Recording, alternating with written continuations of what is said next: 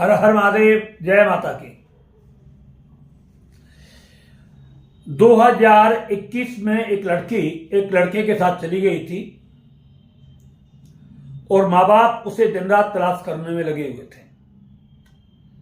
लाख प्रयास करने के बाद भी वो लड़की कहीं पर नहीं मिल रही थी, ना उसका कोई फोन आ रहा था और ना उसका कहीं पर कोई पता चल रहा था। सब जगह पुलिस थाने, रेलवे स्टेशन, इधर उधर के आसपास रिश्तेदारी, सब जगह उसका पता लगाने का प्रयास किया, मगर लड़की का कहीं पर भी कोई पता नहीं चल रहा था। माँ बाप बहुत बड़े चिंतित थे। गांव की बात थी। गांव में आप अच्छी तरीके से समझते हो, अगर शहर में ऐसा काम होता है तो इसका ज्यादा चर्चा नहीं होती है, मगर गांव में अगर ऐसी कोई बात होती है तो इज्जत को लेकर के बहुत बड़ा मतलब जो है आदमी अपने मन में विचार रखता है कि हमारी तो पूरी इज्जत ही बर्बाद हो गई। और विशेष करके लड़की को लेकर के सारे माँ बाप, यानी जितना परिवार था, माता पिता, भाई बहन, जितने भी उनके जो शुभचिंतक थे, सब परेशान थे। जगह जगह सब पता लगाने का प्रयास कर रहे थे, मगर कहीं भी लड़की का कोई प्रयास नहीं चल रहा था। समय निकलते निकलते धीरे धीरे 2-3 साल उसको हो गया और बड़े चिंतित रहते थे, मगर उनके दिमाग में एक ही उम्मीद रहती थी कि लड़की किसी न किसी रूप में वापस आनी चाहिए घर में, और जैसे भी आएगी हम कोई ना कोई बहाना लगा करके मतलब जो है उसे अपने घर में रखेंगे और फिर उसकी शादी कर देंगे। तो ऐसा उन माँ बाप के मन में चल रहा था ये सब। मगर लड़की आए तब ना, लड़की का तो आने का कोई दूर दूर तक पता ही नहीं चल रहा था। ये सबसे बड़ा गंभीर विषय था। उन्होंने, किसी व्यक्ति ने हमारे बारे में बताया कि इस तरीके से एक बार आप गुरुजी को फोन करके बात करिए, हो सकता है कि आपकी बेटी आ जाए। तो हमसे पहले भी वो लोग काफी इधर उधर तंत्र मंत्र वालों के पास गए थे, कपड़े लेकर के, उसके फोटो वगैरह लेकर के, मगर कहीं भी कोई सफलता हमको जब नहीं मिली तो अंत में फिर उन्होंने हमारे पास फोन किया और उनसे बात की और सारी डिटेल में उन्होंने हमें एक सारी कहानी बताई। ना तो लड़की कह करके गई थी, ना किसी को बता करके गई थी। सिर्फ एक दो जोड़ी अपने कपड़े लेकर के गई थी और फिर उसके बाद वो वापस नहीं आई।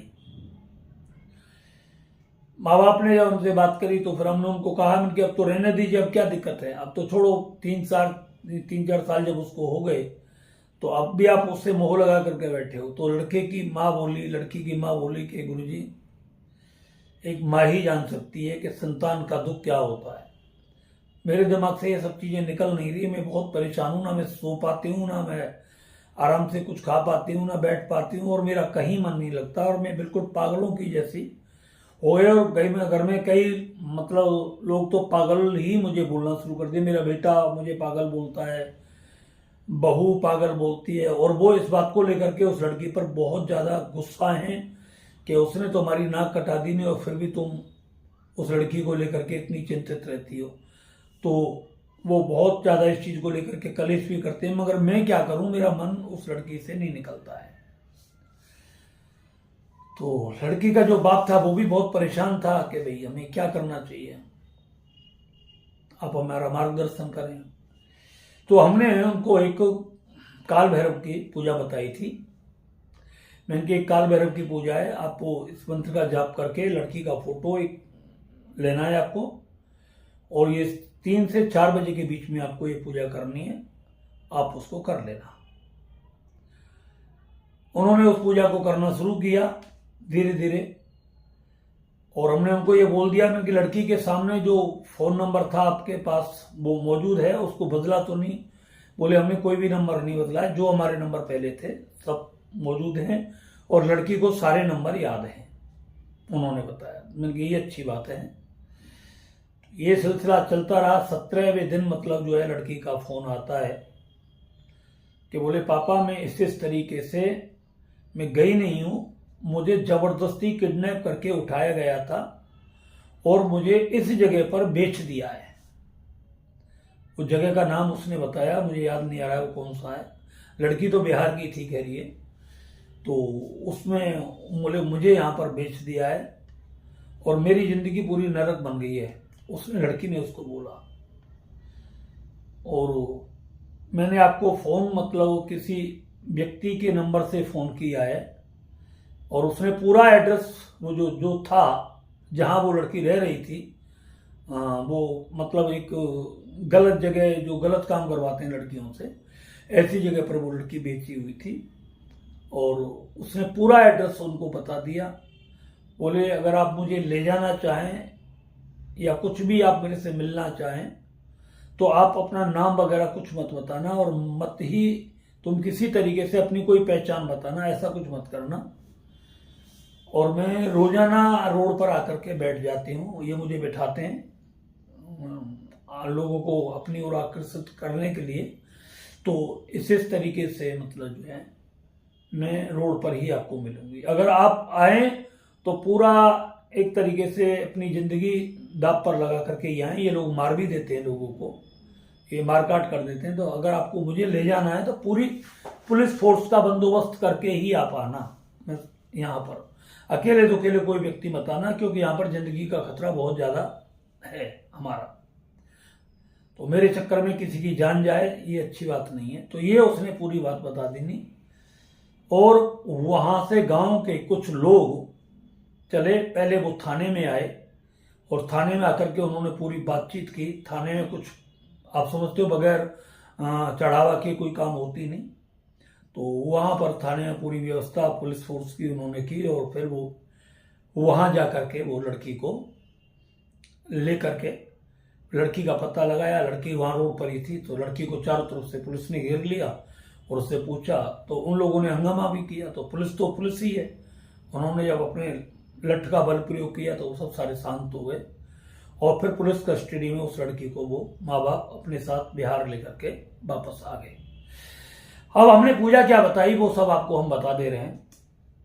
हम मंत्र है जो डिस्क्रिप्शन में आपको डाल देंगे। ऐसे मंत्र बताना ठीक नहीं लगता, हमने बीच में बताना शुरू कर दिया था, मगर हमारे अंदर से ये सब चीज एक प्रेरणा हुई कि ये मंत्र ऐसे नहीं बताने होते। तो आवश्यकता अगर किसी व्यक्ति को है तो वो इस काम को कर सकता है और इस अनुष्ठान को कर सकता है। आपको काला कंबल लेना है, काले कंबल का आसन बनाना है, काले वस्त्र आपको पहनने हैं, दक्षिण दिशा की ओर मुंह करके भगवान काल भैरव की एक प्रतिमा यानी मूर्ति, तस्वीर, चित्र जो भी है आप रखें। सरसों के तेल का दीपक जलाएं और जो व्यक्ति घर से गायब है उस व्यक्ति का सर दक्षिण दिशा की ओर करके उसके ऊपर वो सरसों के तेल का दीपक आपको रख देना है। और आपको 3 बार बोलना है, हे काल भैरव भगवान, इस गए हुए व्यक्ति को आप हमारे पास मिला दें। अगर जिंदा है तो आप इसको मिला दीजिए, अगर मृतक है या मर गया है तो इसकी सूचना हमारे पास किसी न किसी रूप में आप हमें भेज दें। आप संकल्प अपने मन में 21 दिन का ले लें। हम आपको पहले ही बोल चुके हैं एक अनुष्ठान में आपका काम नहीं होता है, तो तीसरे अनुष्ठान में तो आपका काम 100% होना ही होता है। वैसे अभी तक किसी व्यक्ति ने हमारे ने तीसरा अनुष्ठान किया नहीं है और पूरा अनुष्ठान एक भी नहीं किया है। 21 दिन का किसी भी व्यक्ति ने कोई अनुष्ठान नहीं किया हुआ है और जो जिसका काम था भगवान की कृपा से पूरा हो जाता है।